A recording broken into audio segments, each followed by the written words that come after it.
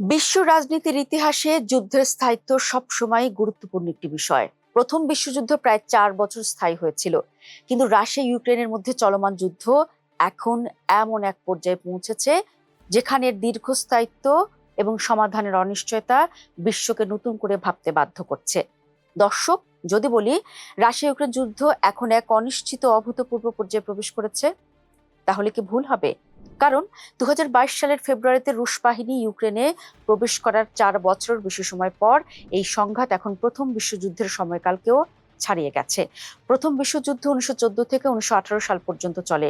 সেই যুদ্ধ great war নামে পরিচিত। নিউ ইয়র্ক টাইমসের এক প্রতিবেদনের মতে এই রাশিয়া ইউক্রেন যুদ্ধ এখন 1569 দিন অতিক্রম করেছে, যা প্রথম বিশ্বযুদ্ধের মেয়াদকালের চেয়েও বেশি।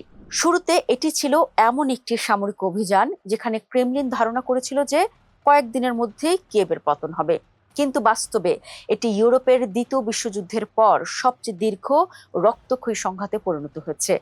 বছরের পর বছর ধরে বিশ্লেষকরা ইউক্রেন যুদ্ধকে প্রথম বিশ্বযুদ্ধের সঙ্গে তুলনা করে আসছেন। এর মিলগুলি স্পষ্ট।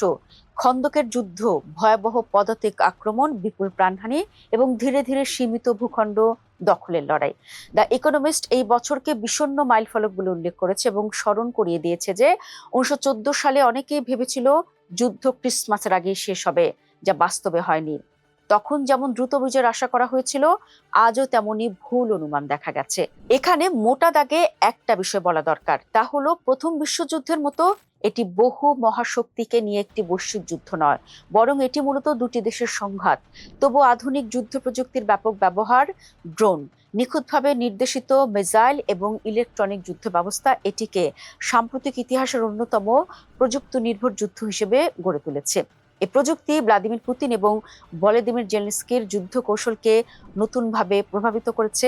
2022 সালে মস্কো দ্রুত বিজয়ের আশা করেছিল, কিন্তু সেই আক্রমণ দীর্ঘস্থায়ী ও ব্যয়বহুল যুদ্ধ রূপ নেয়, যা ইউরোপের নিরাপত্তা কাঠামোকে নতুনভাবে বদলে দিয়েছে এবং যুদ্ধের ভবিষ্যৎ সম্পর্কে প্রায় সব পূর্বাভাসকে ভুল প্রমাণ করেছে। এ পর্যন্ত মস্কো কিয়েভের মধ্যে উত্তেজনা কমানোর বহু চেষ্টা হয়েছে, কিন্তু কোনো প্রচেষ্টাই স্থায়ী শান্তির পথে অগ্রসর হতে পারেনি। আমেরিকার commander in chief Donald Trump নিজেকে বিশ্বজুড়ে বড় বড় সংঘাতের সমাধান করতে সক্ষম একজন ডিল মেকার হিসেবে উপস্থাপন করেছেন। তিনিও মধ্যস্থতার চেষ্টা করে ব্যর্থ হয়েছেন। তবে ইউক্রেন সংকট তার প্রত্যাশার তুলনায় অনেক বেশি কঠিন প্রমাণিত হয়। সংঘাতের একটি আলোচিত কূটনীতিক মুহূর্তে ট্রাম্প আলাস্কায় রুশ প্রেসিডেন্ট ভ্লাদিমির পুতিনকে লাল গালিচার সংবর্ধনা দেন এবং 1 দশকের মধ্যে প্রথমবারের মতো তাকে আমেরিকার মাটিতে আতিথেয়তা দেন। সেখানে করমর্দন, দ্বিপাক্ষিক আলোচনা, যৌথ উপস্থিতি এবং কূটনৈতিক অগ্রগতির প্রতিশ্রুতি ছিল। কিন্তু ক্যামেরা বন্ধ হওয়ার পর মাঠ পর্যায়ে খুব সামান্যই পরিবর্তন আসে। পুতিন মস্কোতে ফিরে যান আর যুদ্ধযন্ত্র আগের মতোই চলতে থাকে। অন্যদিকে জেলেনস্কি বিভিন্ন দেশের দরবার আর প্রাসাদে ঘুরে সমর্থন জোগাড়ের চেষ্টা চালিয়ে যান। পশ্চিমা সামরিক ও আর্থিক সহায়তার উপর নির্ভরশীল ইউক্রেনীয় নেতা বারবার ওয়াশিংটন সফর করেন। তবে এসব সফরে কখনো কখনো তার যুদ্ধকালীন পোশাক নিয়ে বেশি আলোচনা হয়, যা কূটনীতির চেয়ে প্রতীকী রাজনীতির প্রাধান্যকে তুলে ধরে। দর্শক, রুশ ইউক্রেন যুদ্ধ দীর্ঘায়িত হওয়ার পেছনে রুশ প্রেসিডেন্ট পুতিন ও ইউক্রেনের প্রেসিডেন্ট জেলেনস্কি অনেকাংশে দায়ী। কিভাবে? পুতিন মূলত এই যুদ্ধে জেতার একটা আপেক্ষিক বাজি ধরেছেন, আর অন্যদিকে যুদ্ধ জেতার সক্ষমতা না থাকায় জেলেনস্কি শুধু প্রতিরোধ করে যাচ্ছেন। রাশিয়া ইউক্রেনকে নিজের প্রভাব বলের মধ্যে আনতে আক্রমণ শুরু করে, কিন্তু ইউক্রেনের প্রতিরোধ, পশ্চিমা সামরিক ও আর্থিক সহায়তায় শক্তিশালী হয়ে এই যুদ্ধকে একটি দীর্ঘস্থায়ী ওয়ার অফ অ্যাট্রিশন এ পরিণত করেছে, যেখানে প্রাণ, সম্পদ এবং রাজনৈতিক শক্তি ব্যাপকভাবে ক্ষয় হচ্ছে। তবে বর্তমানে কোনো পক্ষই নিজেদের অবস্থান থেকে সরে আসার ইঙ্গিত দিচ্ছে না, ফলে দ্রুত শান্তি প্রতিষ্ঠার সম্ভাবনা সীমিত বলেই মনে করছেন পর্যবেক্ষকরা।